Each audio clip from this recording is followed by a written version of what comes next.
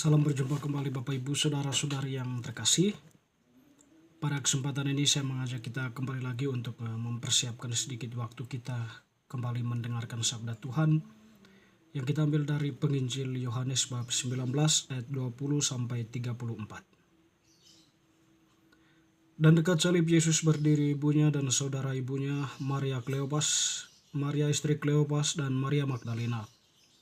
Ketika Yesus melihat ibunya dan murid yang dikasihinya di sampingnya, berkatalah ia kepada ibunya, "Ibu, inilah anakmu." Kemudian katanya kepada murid-muridnya, "Inilah ibumu." Dan sejak saat itu murid itu menerima dia di dalam rumahnya. Sesudah itu karena Yesus tahu bahwa segala sesuatu telah selesai, berkatalah ia, supaya genaplah yang ada tertulis dalam kitab suci, "Aku haus." Di situ ada suatu bekas penuh anggur asam. Maka mereka mencucukkan bunga karam yang telah dicelupkan dalam anggur asam pada sebatang hisop, lalu menunjukkannya ke mulut Yesus. Sesudah Yesus meminum anggur asam itu, berkatalah ia, "Sudah selesai." Lalu ia menundukkan kepalanya dan menyerahkan nyawanya. Karena hari itu hari persiapan, dan supaya pada hari Sabat mayat-mayat itu tidak tinggal tergantung pada kayu salib, sebab Sabat adalah hari yang besar, maka datanglah orang-orang Yahudi kepada Pilatus dan meminta kepadanya supaya kaki orang-orang itu dipatahkan dan mayat-mayatnya diturunkan. Maka datanglah prajurit-prajurit lalu mematahkan kaki orang yang pertama dan kaki orang yang lain yang disalibkan bersama-sama dengan Yesus. Tetapi ketika mereka sampai kepada Yesus dan melihat bahwa ia telah mati, mereka tidak mematahkan kakinya. Tetapi seorang dari antara prajurit itu menikam lambungnya dengan tombak, dan segera mengalir keluar darah dan air. Demikianlah sabda Tuhan. Terpujilah Kristus. Teman-teman, saudara-saudari yang terkasih, Maria adalah ibu Tuhan ya. Maria diangkat atau dipilih oleh Allah sebagai ibu dari Tuhan bukanlah suatu kebetulan ya. Tetapi memang itu sudah disiapkan oleh Allah sejak keabadian. Dengan demikian, Maria itu sudah ditentukan oleh Allah sendiri.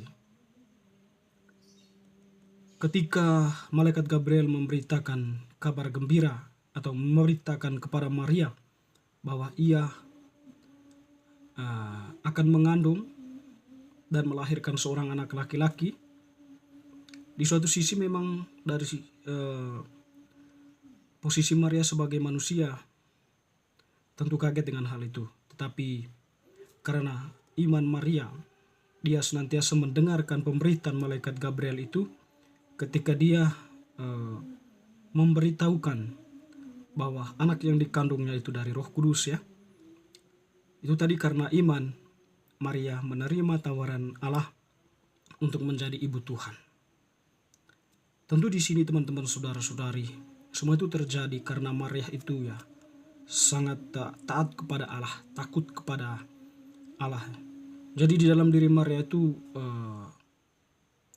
dia itu hanya bertekuk lutut ya, atau dia itu hanya taat kepada Allah. Dan bahkan dia itu sungguh menciptakan relasi yang dalam dengan Allah melalui doa-doanya. Setia mendengarkan sabda dan sebagainya. Lalu setelah Yesus dilahirkan, dia pun dengan penuh kesetiaan dan iman merawat Yesus ya, sampai Yesus pun bertumbuh menjadi pribadi yang matang ya, baik secara rohani maupun secara fisiknya. Teman-teman saudara-saudari yang terkasih, pada kesempatan ini kita telah mendengarkan bagaimana Yesus sebelum kematiannya, dia mempercayakan Maria kepada muridnya Yohanes. Atau kita katakan Maria itu dipercayakan oleh Yesus kepada gerejanya. Yesus mengatakan, "Ibu, inilah anakmu." Dan kepada Yohanes, "Inilah ibumu." Dan pada saat itu pun Yohanes menerima Maria. Pertanyaan kita kemudian, mengapa Yesus mempercayakan Maria sebagai ibu gereja? Tentu kita kembali kepada latar belakang posisi atau keberadaan Maria. Maria itu tentunya bukanlah wanita sembarangan, sebagaimana yang kita katakan tadi. Dia itu adalah seorang yang beriman, taat kepada Allah. Dan dia sudah menjalankan tugas yang dipercayakan Allah dengan baik. Keutamaan-keutamaannya ditunjukkan Maria dalam melahirkan, merawat dan membesarkan Yesus, sabda Allah yang kita percaya sebagai Tuhan. Dan Maria dipercayakan kepada gereja untuk gereja belajar kepadanya. Belajar pada keutamaan-keutamaan Maria yang memang sudah berkenan di hadapan Allah. Keutamaan tentang kesetiaan, iman dalam arti ini relasi yang dekat dengan Allah, senantiasa berdoa, mendengarkan firman dan sebagainya. Tanggung jawab, ketaatan, takut akan Allah dan sebagainya. Teman-teman saudara-saudari yang terkasih, kita baru saja merayakan hari Pentakosta ya, di mana Yesus atau peristiwa turunnya Roh Kudus atas para rasul, dan tentu di sini Maria juga hadir. Sebelum peristiwa Pentakosta itu, para murid dan Bunda Maria tentunya berdoa bersama-sama, menantikan kehadiran Roh Kudus itu, dan itulah yang kita sebut dan kita lakukan sebagai novena Pentakosta. Nah, di situ kita berdoa memohon kedatangan Roh Kudus. Demikian pun para rasul dan Bunda Maria. Tentu di sini doa Maria ya sangat diperhitungkan, atau mungkin Maria yang menunjukkan keteladanan kepada para rasul bagaimana mereka mesti berdoa, dan juga bagaimana sikap kesetiaan di dalam kesabaran di dalam menantikan kedatangan Roh Kudus itu. Saya yakin bahwa mereka belajar banyak dari Maria, Bunda Maria yang setia, yang taat, yang beriman ya, takut akan Allah.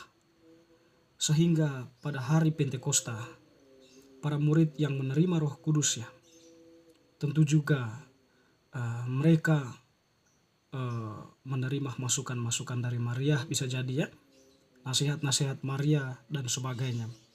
Hingga mereka ketika mewartakan gereja atau mewartakan Yesus yang bangkit, mewartakan kabar sukacita Injil, mereka dengan penuh keberanian, tanpa takut apa-apa. Mereka tahu bahwa Tuhan menyertai mereka dalam Roh Kudus-Nya, atau mereka percaya bahwa Roh Kudus menyertai mereka dalam pelayanan mereka, dalam tugas perutusan mereka. Mereka pun dengan berani mengatakan itu. Roh Kudus memberikan mereka kekuatan, membantu mereka dalam kesulitan dan persoalan mereka. Dan juga Roh Kuduslah yang mempersatukan mereka, membangkitkan kesadaran sebagai satu tubuh di dalam Tuhan. Teman-teman, saudara-saudari yang terkasih, kita sebagai gereja melalui sakramen baptis ya, kita menjadi anggota gereja yang tentunya ibu kita adalah Maria. Oleh karena itu, keutamaan-keutamaan Maria sekiranya menjadi teladan kita, atau menjadikan bagian dari kehidupan kita secara khusus ya, berkaitan dengan iman kita. Keutamaan tentang ketaatan Maria, kesetiaan Maria, imannya, takutnya akan Allah ya, dan tentu ya keutamaan-keutamaan lain. Dalam hal ini kita belajar bagaimana kita berdoa seperti Maria, bagaimana kita setia seperti Maria, bagaimana kita bertanggung jawab, bagaimana kita taat, bagaimana kita takut akan Allah seperti Maria. Di sini Maria itu menjadi guru kita, yang tempat kita belajar. Dan karena itu seorang orang kudus dalam gereja Katolik, Santo Montfort, mengatakan begini: jangan takut datang kepada Maria. Maria itu adalah jalan yang singkat, sempurna, tidak berbelit-belit untuk sampai kepada Allah, atau untuk sampai pada persatuan kepada Allah. Bersama Maria kita menatap menjadi serupa. Ya, dengan demikian ya, peran Maria bagi Santo Montfort ya sungguh luar biasa, mengantar kita kepada relasi atau persatuan yang erat dengan Allah, atau mengantar kita pada pengenalan akan Allah lebih dalam. Teman-teman, saudara-saudari yang terkasih, semoga bacaan hari ini ya, yang senantiasa menghadirkan Maria sebagai guru kita oleh Tuhan sendiri yang mempercayakannya, menjadikan kita semakin hidup di dalam iman kita, dalam kesetiaan dan ketaatan kita. Ketakutan kita akan Allah, karena Allah itu adalah sumber, awal, dan akhir hidup kita.